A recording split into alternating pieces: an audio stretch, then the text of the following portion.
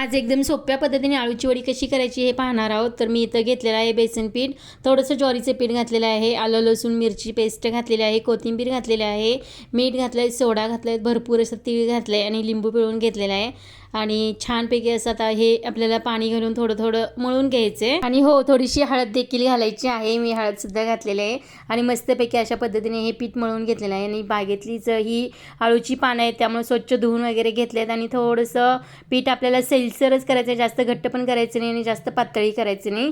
तर अशा पद्धतीने हे पीठ मी करून घेतलेलं आहे। आणि आळूची पानं एक उलट एक सुलट करून असं छानपैकी असं भरून घेतलं आहे, कारण लेयर्स खूप छान सुटतात अशा आणि एकदम भारी वड्या वगैरे अशा आपल्याला सुटत नाहीत। तर अशा प्रकारे हे सर्व मी पीठ लावून घेतलं आहे। आणि हे आहेत छोटी छोटी पानं आहेत, तर मग याच्यापासून मोठी वडी बनवायची होती, तर मी असं साईडला पानं ठेवून असं भरून घेतलेलं आहे।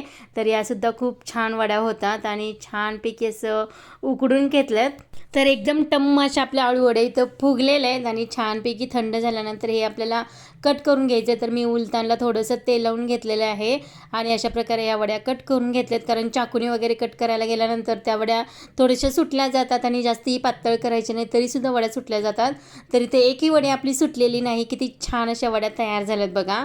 आणि इकडं वड्या कट करेपर्यंत मी कढईमध्ये तेलसुद्धा गरम करायला ठेवलेलं, कडकडीत तेल झालेलं आहे आणि त्याच्यामध्ये छान अशा आळूवड्या मी आता तळून घेतल्यात आणि एकदम कुरकुरीत क्रिस्पी अशा आपल्या आळूवड्या तयार झाल्यात। चला, व्हिडिओ कसा वाटला नक्कीच कमेंट करून सांगा। व्हिडिओ आवडला असेल तर लाईक शेअर सबस्क्राईब करायला अजिबात विसरू नका। तर तुम्हीसुद्धा या पद्धतीने आळूवड्या एकदा नक्कीच ट्राय करा आणि कशा झाल्या ते कमेंटमध्ये सांगायला अजिबात विसरू नका। तर भेटूया अशा छानशा सोप्या आणि सुटसुटीत व्हिडिओसोबत, तोपर्यंत bye bye, thank you for watching.